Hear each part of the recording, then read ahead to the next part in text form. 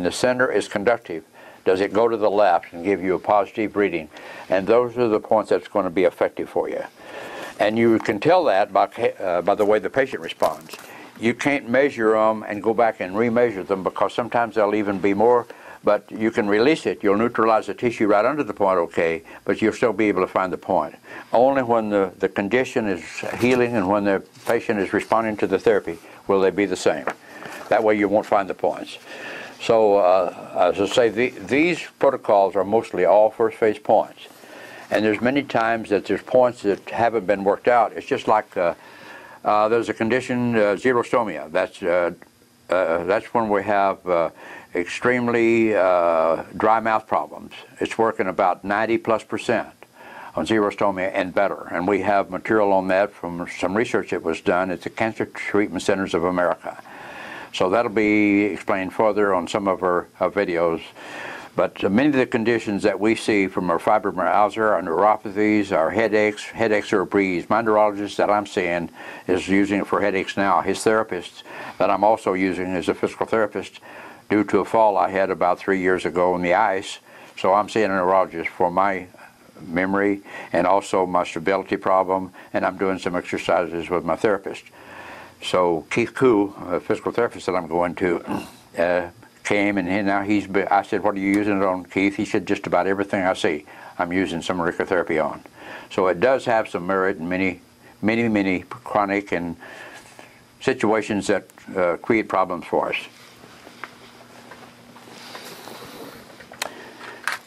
Now, to give you a little bit more information about these points, that it's not where the chart shows them to be. It's just like this. This shows an area of the lungs that we treat for smokers. Now, this lung is a little bit low, in my opinion. I think the lung point that normally we're looking for is up a little higher, where this shows an eye point. Well, many of our charts show the eye point to be a little further over. Here, the mouth is placed about right. Here we have the stomach that's hardly on the concha ridge. The concha ridge doesn't come quite as low and it's kind of small. It's just like the shoulder joint, and the shoulder itself is a little bit lower than the concha ridge. So if this be, and in fact it just shows pictures, like the one that I drew, where I had the cervical spine here and the thoracic here, the lumbar here, and failed to curve it up like for the sacrum. The sacrum, the Chinese would place right up in this area of the ear. But this pretty well shows right across from the concha ridge the shoulder. This shows in the inferior crus the elbow. The center of the triangular fossa, which isn't as clearly defined here, it's not as clear on this chart. Right, the center of it would be where you'd find the wrist. So, as we talked earlier, the upper extremity is almost identical to where Dr. Daucher shows it to be. Where it differs is in the triangular fossa, where the Chinese show the uterus to be in the triangular fossa, where Daucher puts the lower extremities.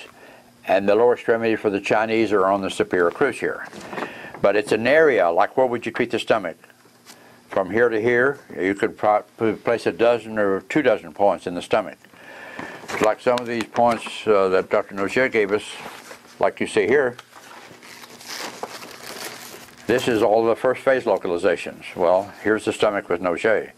Here's the thymus. Here's the liver. Here's the rib cage. It shows an area, and like this is the wrist. Here's the hand. So here's the fingers from here to here. The thumb tip would be more in here, the little finger would be more over here. So you're looking from the little finger to the thumb tip, this much of an area. So you've got to go to the area where you expect it to be. This shows a point that I use. I start right here. Just a few months ago, I've probably treated at trade shows 70 to 80%, if not 90%, I would just as soon treat the patient without knowing where their complaint is. Usually within the first 1 and 2 points, they're out of pain. Well, I cheat a little. I watch body movement, of course. But I start right here. It's a cervical level, thoracic, lumbar, and sacrum. So you're going to help because of all of the nerve fibers that come off of the spinal cord. Here's the spine, first phase. This is the spine, second phase. Here's the spine in the third phase.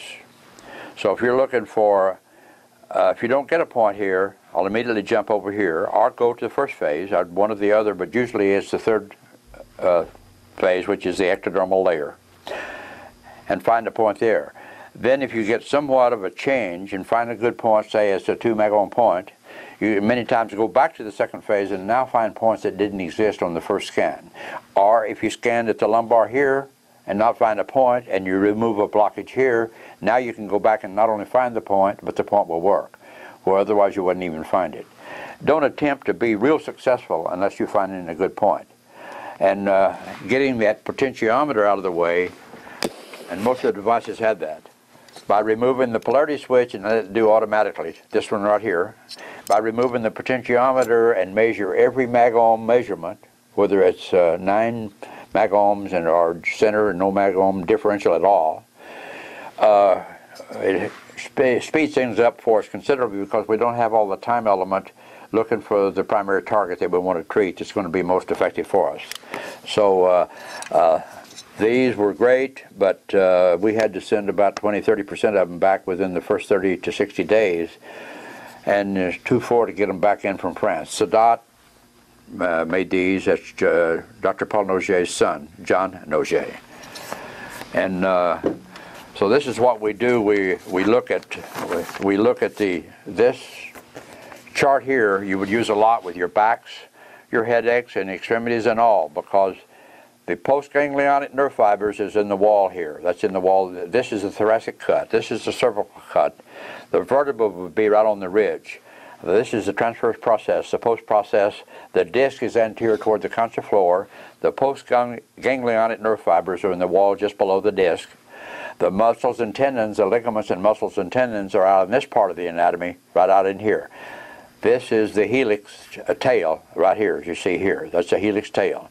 So generally you're going to find the points out in here in the musculoskeletal tissue. And this showed initially the rib cage was here before he flipped the spine. Now I consider this to be the rib cage up on this side. And when he flipped the spine, before he flipped the spine, the heart was exactly where the Chinese placed the heart, right in the center of the inferior concha. When he flipped the spine this way, this is the heart is in the superior concha. So this chart you would use a lot. This is a cutaway of the beginning of the lumbar. This is L1 level would be right about here at the L1. This is a cutaway of the lumbar region. And the sacrum is the diamond shape you see here, and this is a cutaway of the sacrum area. So you want your probe perpendicular, you want to find the greatest movement, whether negative or positive. You push the button and you treat it, and it beeps. The Simplex 400A beeps every 8 seconds. 2 of those beeps would sedate a point, 1 of them would tonify the point. But if you're on a point that's working, you may be on it 45 seconds, a minute and a half, as long as it continues to work. If the point seems to stall out and you're treating a back pain and it goes down 60%, which would drop it down from 10 to 0, being a 4, and it seems to stall out in 16 seconds, a point that would otherwise have been a 4 and still a 4. But if you measured that point at 1 megohms, give it the benefit of the doubt. If it's dropped from 10 to 4, that's 6 points down. Release the button, give it a couple of seconds, a count of 1, 2, push it again, stay on the same point, watch it. Many of them will accelerate and say, oh, what are you doing? And now I really feel the pain going. Sometimes you just giving it that little break and rest. Sometimes it lets it go right on and work for you. So this is a chart that you could benefit a lot with not just your backs and upper thoracic problems and cervical problems and headaches, but many other joint problems. I was treating one of the head doctors in research at the Cancer Treatment Center. I didn't find a point until I got to the sacrum in the right ear. She said, now the pain's gone on the right side. Immediately, instead of searching the cervical on the left ear, I went to the left side. I went directly to the sacrum. In about 30 seconds, now my pain on my left side is gone. It wasn't the sacrum. It was her feet that were bothering her. So I treated a doctor at Malcolm Grove at Medical Center. She had an upper thoracic outlet syndrome. She had a headache, low back pain, radiating down into the left hip and the top of the left foot. Because of her headache, I started right here. I expected, because of her headache, to find a point there.